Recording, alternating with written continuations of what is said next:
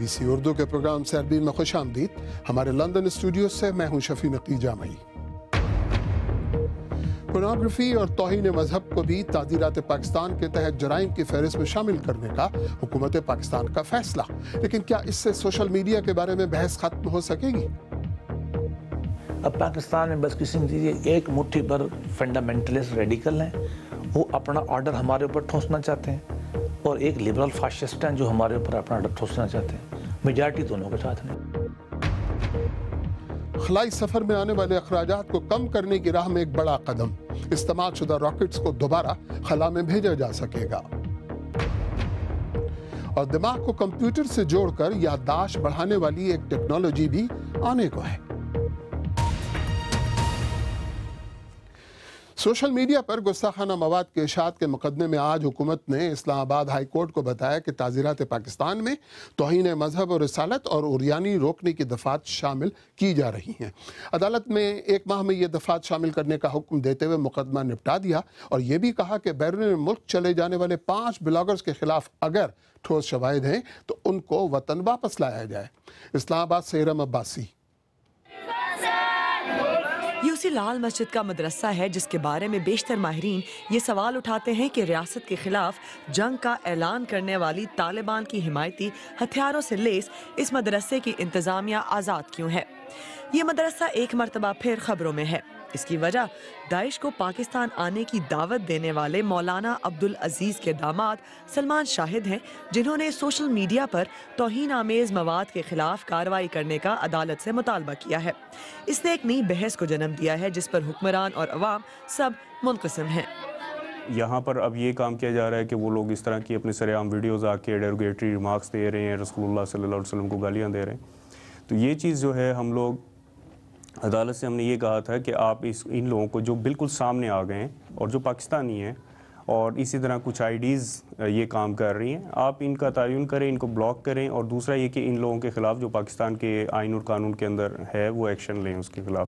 گستاخانہ مواد والی 700 سے زائد ویب سائٹس کے خلاف کارروائی کی جا چکی ہے، جن میں سے 500 سے زیادہ ویب سائٹس کو بلاک کر دیا گیا ہے، اور 3 افراد اس جرم میں زیر حراست بھی ہیں۔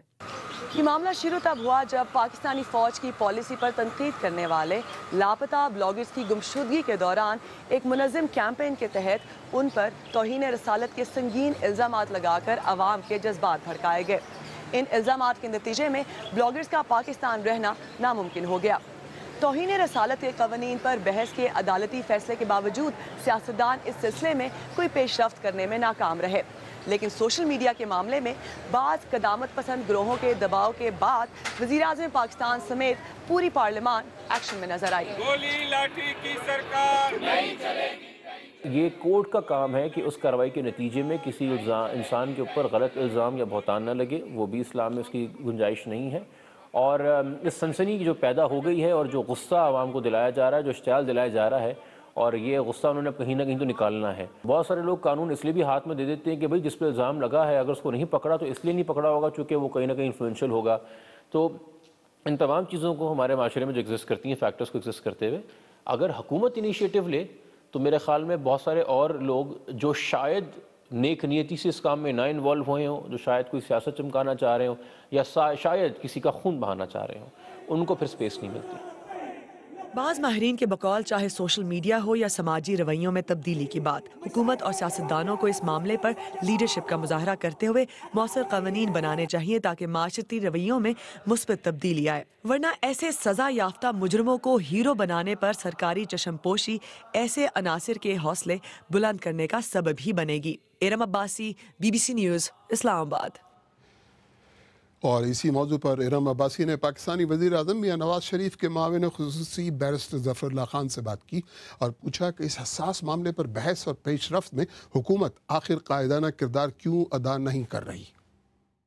دونوں طرف سمجھانے کی ضرورت ہے۔ وہ لوگ جو لبرل فاشزم کے نام پر جان بوجھ کے آزادی کے نام پر لوگوں کے مذہبی جذبات کو بھڑکاتے ہیں اور ان کو گالم گلوچ کرتے ہیں، وہ بھی کسی تہذیب و دائرے میں رہنا چاہیے، ان کو سمجھانا چاہیے، اور وہ لوگ جو جرم ہو جائے اس کو قانون کو ہاتھ میں لے کے سزا لوگوں کو دینا چاہیں، یہ بھی بالکل غلط ہے۔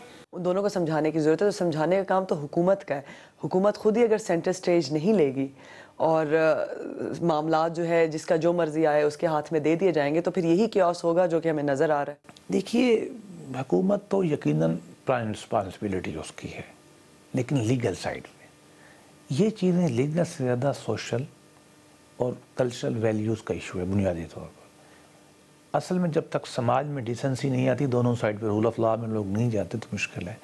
اس کا مطلب یہ نہیں کہ اسٹیٹ اپنی رسپانسبلٹی چھوڑ رہی ہے. اسٹیٹ کی رسپانسبلٹی ریگولیشن کی ہے. معاشرے کا جو ایک سوشل فیبرک ہوتا ہے اس میں تبدیلی لانا بھی حکومت کا ہی کام ہے. آپ کی حکومت کو سپریم کورٹ نے ایک رستہ بنا کے دیا تھا کہ آئے آپ بلاسفیمی لاز پہ ڈیبیٹ کریں، آپ کیوں نہیں کرتے یہ؟ دیکھیے سپریم کورٹ نے تو یہ نہیں کہا کہ ڈیبیٹ کریں. سپریم کورٹ نے کہا ہے کہ اس لاز میں کچھ چیزیں دیکھنے والی ہیں، آپ ان کو دیکھیں. ہم اس کو دیکھ رہے ہیں. جمہوری سینس یہ ہے اب پاکستان میں بس کسی نے ایک مٹھی پر فنڈامنٹلسٹ ریڈیکل ہیں، وہ اپنا آرڈر ہمارے اوپر ٹھوسنا چاہتے ہیں، اور ایک لبرل فاشسٹ ہیں جو ہمارے اوپر اپنا آرڈر ٹھوسنا چاہتے ہیں. میجارٹی دونوں کے ساتھ نہیں. ٹویٹر پہ طالبان کے بہت سارے اکاؤنٹس ہیں جو کہ عرصے سے چلے جا رہے ہیں، بہت سارے ایکسٹریمسٹ اکاؤنٹس ہیں جن کو کوئی بند نہیں کر رہا، لیکن وہی لوگ اس اسٹیٹ کی دباؤ میں یا اسٹیٹ کی پولیسنگ کا شکار ہو رہے ہیں جو کہ ڈسینٹ کی بات کر رہے ہیں، جو کہ مختلف اوپینین دے رہے ہیں. یہ میرے خیال میں بالکل ہی یہ ایک نان فیکچول سی بات ہے. جو لوگ اسٹیٹ کو یا فوج کو یا کسی کو برا بھلا کہہ رہے ہیں ان میں سے آپ یہ تو کہہ سکتے ہیں یہ اغوا ہوئے اور آ گئے، ان کو کسی کو پھانسی نہیں لگایا گیا. ممتاز قادری کو ہم نے پھانسی پہ لگایا. تو پھر ان کو ٹرائل کرنا چاہیے بجائے کہ آپ اس کو اٹھا کے غائب کر دیں. ان کو بھی کریں گے ٹرائل. نہیں اٹھانا تو کسی کو نہیں چاہیے، میں تو اوپنلی کہوں گا کسی کو نہیں اٹھانا چاہیے، لیکن ممتاز قادری کو ہم نے ٹرائل کرنے کے بعد سزا دی ہے. کہنا یہ چاہیے ایک اسٹیٹ کا دباؤ لبرل فاشزوں پہ کم اور مذہبی شدت پسندوں پہ زیادہ ہے. اور ایکسٹریم مثال آپ نے دی ہے. ممتاز قادری اگرچہ ان کا مزار ہے، ہم کس لا ضابطے اور پاکستان سے اس کو ہٹائیں؟ بٹ آپ یہ سمجھ رہے ہیں کہ وہ اگر کوئی ان کو ایک قاتل کو اگر آپ رسپیکٹ دے رہے ہیں اپنے دل میں تو کتنا یہ آپ کے لیے پریشان کن بات نہیں؟ نہیں ہمارے لیے بالکل پریشان کن. ہم تو بتا رہے ہیں آپ کو کہ پاکستان میں 3 طرح کے طبقات ہیں. ایک طرف وہ لوگ ہیں جو مذہبی انتہا پسند ہیں، ان کے خلاف، ان کی بعض شکلوں کے خلاف ہم نے ضرب عذب بھی کیا، ضرب الفساد بھی کر رہے ہیں، ہم تو جنگ لڑ رہے ہیں. دوسری طرف لبرل فاشسٹ ہیں جو لبرلزم کے نام کے اوپر جھوٹی فسودہ قسم کی مغربی رسومات ہمارے اوپر ٹھوسنا چاہتے ہیں. اور تیسرا میجارٹی ہے جو آپ اور میں ہم درمیان میں. پاکستانی وزیر اعظم کے معاون خصوصی برائے قانون بیرسٹر ظفر اللہ خان. اور اب ایک نظر دیگر عالمی موضوعات پر. پاکستان کے قبائلی علاقے کرم ایجنسی کے شہر پاڑا چنار میں جمعے کی صبح خواتین کی ایک امام بارگاہ کے نزدیک بم دھماکے میں کم از کم 21 افراد ہلاک ہوئے ہیں. حکام کے بقول یہ ایک کار بم دھماکہ تھا جس کے نتیجے میں متعدد افراد زخمی بھی ہوئے. شدت پسند تنظیم پاکستان تحریک طالبان جماعت الاحرار نے اس حملے کی ذمہ داری قبول کی ہے. جنوبی کوریا کی سابق صدر پارک گن ہے کو بدعنوانی کے الزام میں گرفتار کر لیا گیا ہے. اس سے قبل عدالت نے انہیں صدر کے عہدے سے برطرف کیا تھا. ان پر معروف ٹیکنالوجی کمپنی سیمسنگ اور دیگر کمپنیوں کو فائدہ پہنچانے کے عوض پیسہ لینے کا الزام ہے. اقوام متحدہ میں امریکی سفیر نکی ہیلی نے کہا ہے کہ شام کے صدر بشار الاسد کا تختہ الٹنا اب امریکی حکومت کی اولین ترجیح نہیں ہے. صحافیوں سے بات کرتے ہوئے امریکی سفیر کا کہنا تھا کہ پچھلی امریکی انتظامیہ کی پالیسیوں کے برعکس اب ہم بشار الاسد کو ہٹانے پر توجہ نہیں دے سکتے. خلائی راکٹ کے دوبارہ استعمال کو خلائی سفر کے اخراجات کو کم کرنے کی راہ میں بڑا قدم کہا جا رہا ہے. اسپیس ایکس نامی ایک امریکی کمپنی نے ایک استعمال شدہ راکٹ کو دوبارہ کامیابی سے خلا میں بھیجا ہے. تفصیل کے ساتھ اطہر قاسمی. آپ ایک منفرد راکٹ دیکھ رہے ہیں. اس میں لگا بوسٹر پہلے بھی استعمال ہو چکا ہے. اس کا کامیابی سے دوبارہ خلا میں جانا ایک تاریخی قدم ہے. ایک راکٹ کی قیمت کئی ملین ڈالر ہوتی ہے اور یہ سیٹلائٹس کو خلا میں لے جانے کے عمل کے دوران تباہ ہو جاتا ہے. لیکن اب اسپیس ایکس کمپنی نے انہیں باحفاظت زمین پر اتارنے کا طریقہ ڈھونڈ لیا ہے. کامیاب پرواز کے بعد سب دیکھ رہے تھے کہ کیا یہ استعمال شدہ راکٹ کامیابی سے واپس آ سکے گا.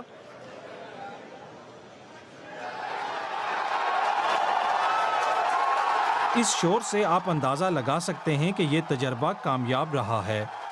چند منٹ بعد یہ زمین پر واپس آ چکا تھا۔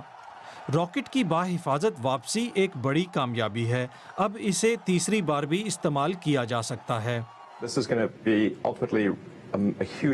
یہ ایک بڑی دریافت ہے۔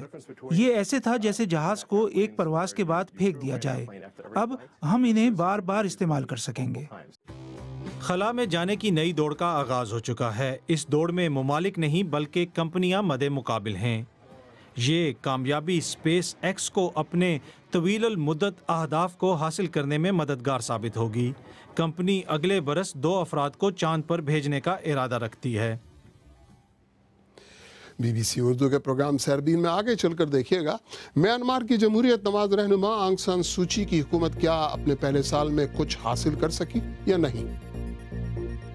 اور یہ کون سا ملک ہے جہاں ڈرونز کے لیے باقاعدہ ہائی ویز بن رہی ہیں؟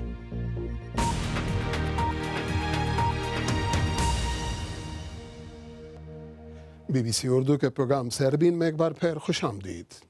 ٹھیک 1 سال پہلے میانمار میں جمہوری حکومت نے حلف اٹھایا۔ فوجی امرتوں کا شکار اس ملک میں 50 سال میں پہلی مرتبہ جمہوری حکومت کا یہ موقع آیا۔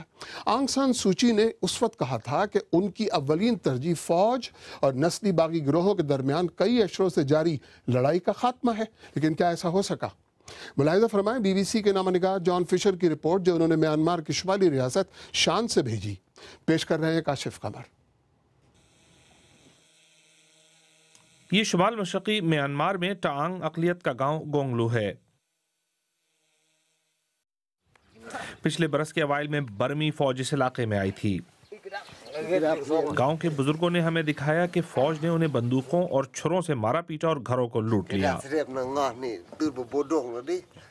فوج دیہاتیوں پر ان ٹانگ باغیوں کی حمایت کا الزام لگاتی ہے جن کا اب گونگلو پر کنٹرول ہے۔ پورے میانمار میں سرگرم 15 سے زیادہ باغی گروپوں کی طرح یہ باغی بھی اقلیتوں کے حقوق کے لیے لڑنے کا دعویٰ کرتے ہیں، جبکہ اب انسانی حقوق کی سابق علمبردار آنگ سان سوچی اسی فوج کے ساتھ شریک اقتدار ہیں۔ انہوں نے لسانی تنازعات کے خاتمے کو اپنی اولین ترجیح بتاتے ہوئے سمجھوتا کیا اور جرنیلوں کی حمایت کی خاطر ان پہ تنقید سے گریز بھی،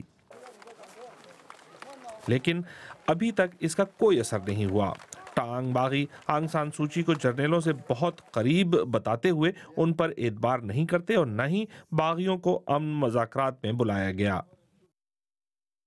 We would like to work with her to reform this country, to work together to reform ہم اصلاحات کے لیے میں سوچی کے ساتھ کام کرنا اور مل کر برما میں فوجی جنتا کو ختم کر کے وفاقی جمہوریت قائم کرنا چاہتے ہیں، لیکن ابھی تک کچھ نہیں ہوا۔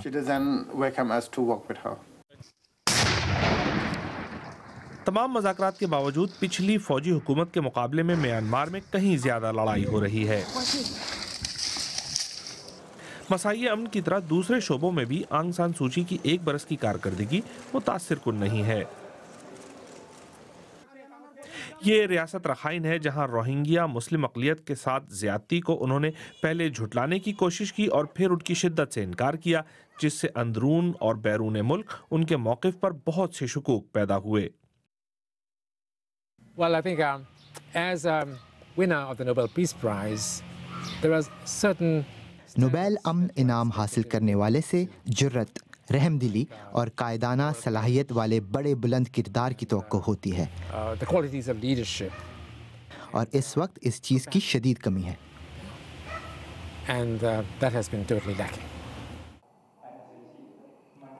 آنگ سان سوچی کے حامی کہتے ہیں کہ فوج کے ساتھ مل کر کام کرنا تقریباً ناممکن بات ہے اور انہیں مزید مہلت دی جائے، لیکن 1 برس کے اقتدار کے بعد ان کے پاس دکھانے کو بہت کم ہے، سوائے اس کے کہ ان کی شہرت خراب ہو چکی ہے، لیکن پھر بھی وہ حکومت میں ہیں۔ جونا فشر کی رپورٹ۔ ڈرونز کے لیے ہائی ویز بنے، دماغ میں الیکٹروڈز لگا کر یادداشت کو بہتر بنانے کی جستجو ہو اور اشاروں سے چیزوں کو کنٹرول کیا جا سکے۔ آئیڈیا تو اچھا ہے، لیکن ہے کس کا؟ اس کی تفصیل ہے سائنس اور ٹیکنالوجی بلیٹن کلک میں آج نصرت جہاں کے ساتھ۔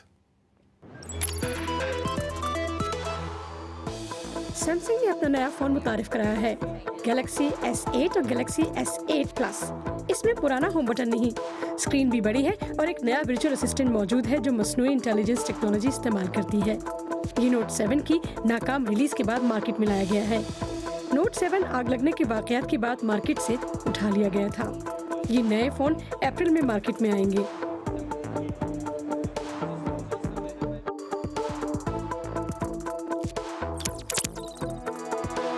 टोक्यो इलेक्ट्रिक पावर कंपनी के इस ऐलान के बाद कि वो ड्रोन्स के लिए एयर स्पेस हासिल करना चाहती है, ड्रोन्स के लिए हाईवेज अब जापान में एक हकीकत बनती जा रही है। कंपनी का कहना है कि वो अपनी पावर ट्रांसमिशन लाइंस के साथ साथ उनके रूट भी बनाएगी ताकि डिस्ट्रीब्यूटर्स, ऑनलाइन रिटेलर्स और दीगर ग्रुप उन्हें इस्तेमाल कर सकें। टेप्को का कहना है कि सेंसर और रेडियो वेव्स इन ड्रोन्स की रहनुमाई करेंगे।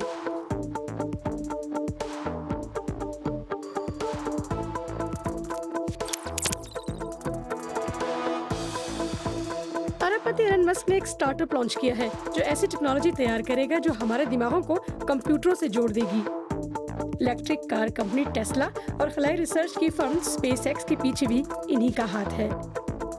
रोबोट्स के मुताबिक इनकी कंपनी एक ऐसी टेक्नोलॉजी तैयार करेगी जो छोटे छोटे इलेक्ट्रोड दिमाग में इम्प्लांट कर देगी। इस टेक्निक को याददाश्त में बेहतरी और इंसानों को मजीद आर्टिफिशियल इंटेलिजेंस देने के लिए इस्तेमाल किया जा सकता है। क्या ख्याल है कि अगर किसी स्क्रीन को छुए बगैर किसी भी सतह को चीजों को कंट्रोल करने के लिए इस्तेमाल किया जा सके?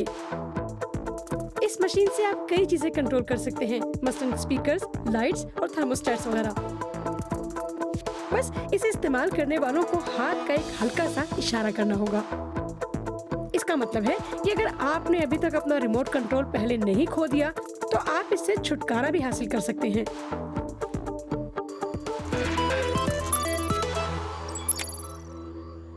आखिर में आपको याद दिलाते चलें कि सोशल मीडिया पर काबिल एतराज़ मवाद की इशाअत और सोशल मीडिया के बारे में बहस आज से अरबीन का बड़ा मौजू था। सोशल मीडिया पर गुस्ताखाना मवाद की इशाअत के मुकदमे में आज हुकूमत ने इस्लामाबाद हाई कोर्ट को बताया कि ताज़ीरात पाकिस्तान में तौहीन मज़हब और रिसालत और उर्यानी को रोकने की दफ़ात शामिल की जा रही हैं। अगर आप चाहें तो मुझसे और हमारी टीम के दीगर साथियों से ट्विटर पर भी रब्ता कर सकते हैं। मेरा ट्विटर हैंडल @शफ़ी_नकी_जामी। इसके साथ ही अरबीन अख्ताम को पहुँचा। मुझे पूरी टीम समेत इजाज़त दीजिए। खुदा हाफ़िज़।